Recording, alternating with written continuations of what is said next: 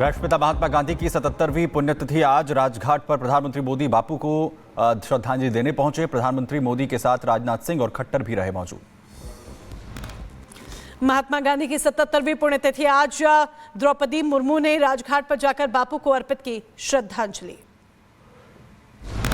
Delhi BJP ने जारी किया पोस्टर के जरिए आम आदमी पार्टी पर साधा निशाना, लिखा भाजपा आएगी आपदा जाएगी। जगत गुरु परमहंस आचार्य ने अखिलेश यादव पर बोला हमला, कहा कुंभ में हुई भगदड़ पर अखिलेश यादव के इशारे पर महाकुंभ में फैलाई जा रही अफवाह, पुलिस को होना पड़ेगा सतर्क। लेकिन जिन लोगों ने राम भक्तों पर गोलियां चलाई थी, आज वही सपा के गुंडे पूर्ण महाकुंभ में पहुंच करके अफवाह फैला रहे हैं। भगदड़ जो मच रही है, ये सपा के गुंडों के अफवाह फैलाने के कारण है।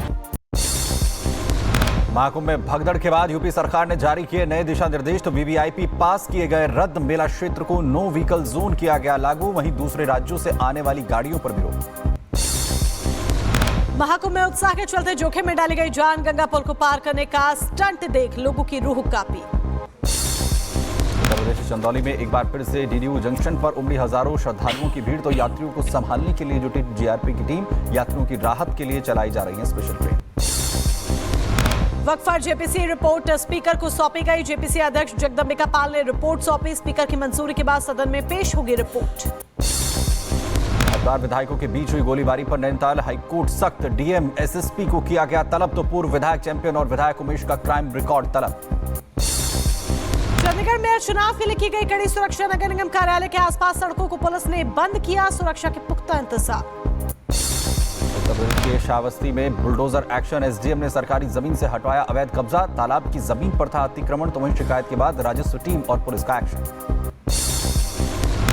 उत्तर प्रदेश के सुल्तानपुर में पुलिस को मिली एक बड़ी कामयाबी, दरोगा और सिपाही पर हमला करने वाले बदमाश को मुठभेड़ में गिरफ्तार किया गया। जवाबी कार्रवाई के दौरान बदमाश जख्मी। उत्तर प्रदेश के झांसी में रफ्तार का कहर, अनियंत्रित होकर कार सवार ने यात्रियों को मारी टक्कर, हादसे में 2 लोगों की गई जान।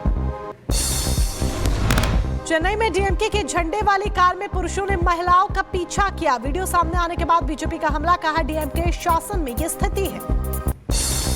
अमेरिका के वॉशिंगटन में बड़ा हादसा, मिलिट्री हेलीकॉप्टर और विमान में हुई टक्कर, हादसे में 19 लोगों की मौत। हादसे के वक्त विमान में सवार थे 64 यात्री, अमेरिकी राष्ट्रपति ट्रंप को दी गई हादसे की जानकारी। डैश कैम फुटेज में रिकॉर्ड हुआ विमान हादसा, रीगन इंटरनेशनल एयरपोर्ट पर घटी घटना।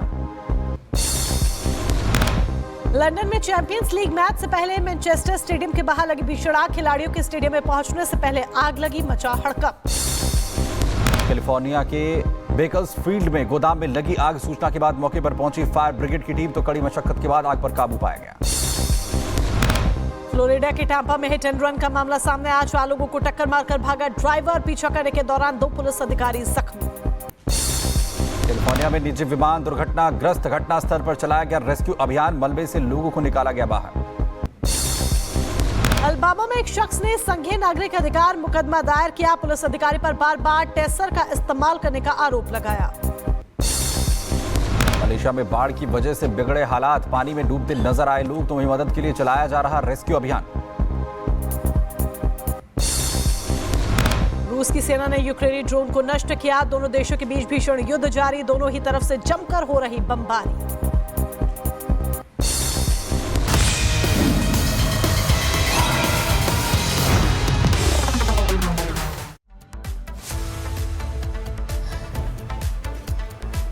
और खबर उत्तर प्रदेश के संभल से है, जहां दंगाइयों पर कार्रवाई जारी है। जो शारिक है उसकी अवैध जमीन पर अब पुलिस चौकी बनाई जाएगी। शारिक साटा, जिस पर 54 केस दर्ज है, जो 2020 में ही भारत छोड़कर के भाग गया था, लेकिन संभल में जब दंगा भड़का तो उस दौरान दंगाइयों के संपर्क में था। अब ये बड़ी कार्रवाई की जा रही है संभल के दंगाइयों के ऊपर, जिनकी जमीन पर पुलिस चौकी बनाने का जो निर्णय है वो किया गया है।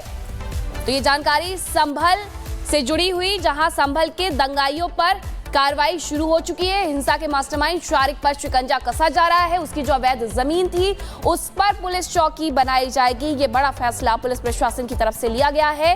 और आपको शारिक साटा के बारे में बता दें, जिस पर 54 मुकदमे दर्ज है, जो 2020 में ही भारत छोड़ करके जा चुका है, लेकिन संभल में जब दंगे भड़के तब उस वक्त दंगाइयों के संपर्क में था।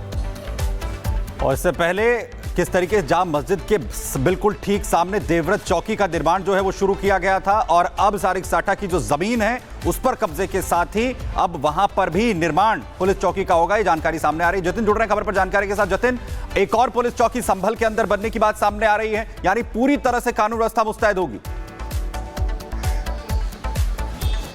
आज बिल्कुल कानून व्यवस्था तो मुस्तैद होगी, साथ ही उन लोगों पर भी शिकंजा कसेगा जो कि संभल को दहलाने की साजिश रच रहे थे। सारिक साटा जो कि डी कंपनी से कनेक्शन रखता है, उसके सबूत पुलिस को मिले और 3 ऐसे लोगों को गिरफ्तार किया जो डायरेक्ट सारिक साटा के संपर्क में थे और हिंसा वाले दिन उनकी भागीदारी सबसे ज्यादा थी पुलिस पर पथराव करने में और आगजनी करने में। अब सारिक साटा की जो संपत्ति है संभल के अंदर, उसको कुर्क करके वहां पर एक तरीके से पुलिस चौकी बनाने का जो काम है वो बहुत तेजी से अब एडमिनिस्ट्रेशन करेगा। इससे 2 बातें होंगी। एक, लोगों पर लगाम लगेगी जो अपराध की दुनिया में जाते हैं, उनकी संपत्ति का इस्तेमाल अब सरकारी और कानून व्यवस्था को और ठीक करने के लिए साफ तौर पर किया जाएगा। ये सबसे बड़ा मैसेज संभल एडमिनिस्ट्रेशन का देने की कोशिश है। और इससे पहले जो सत्यव्रत चौकी बनाई गई थी शाही जामा मस्जिद के ठीक सामने, उसका मकसद यही था कि कानून व्यवस्था को सुचारू रूप से चलाया जा सके। लेकिन सारिक साटा के इन्वॉल्वमेंट के बाद से ही लगातार इस तरीके की बातें सामने आ रही थी कि पुलिस सारिक साटा पर शिकंजा कैसे कसेगी, क्योंकि वो दुबई में बैठकर संभल को दहलाने की साजिश जो है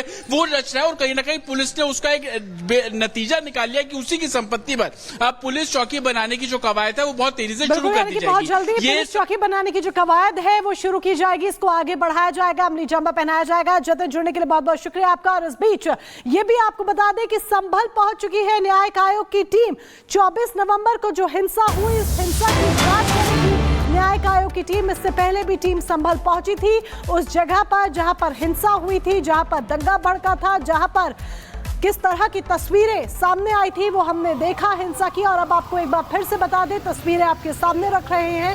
संभल पहुंच गई है न्यायिक आयोग की टीम। 24 नवंबर को हुई हिंसा की जांच कर रहा है आयोग। इससे पहले भी टीम गई थी और अब एक बार फिर से टीम पहुंची है ताकि जांच को आगे बढ़ाया जा सके। गवाहों का बयान दर्ज करेगी जांच टीम। एक एक बयान दर्ज किए जाएंगे ताकि सच्चाई सामने आए और एक पूरी रिपोर्ट तैयार कर सौंपी जाएगी। संभल में जांच आयोग की टीम पहुंच चुकी है जो कि 24 नवंबर को हुई हिंसा की जांच करेगी। किस तरीके से पत्थरबाजी हुई थी, किस तरीके से यहाँ पर ये देखिए हिंसा भड़काई गई, किस तरीके से माहौल को खराब किया गया, ये पूरा सच अब एक एक कर सामने आएगा क्योंकि न्यायिक आयोग की टीम लगातार जांच पड़ताल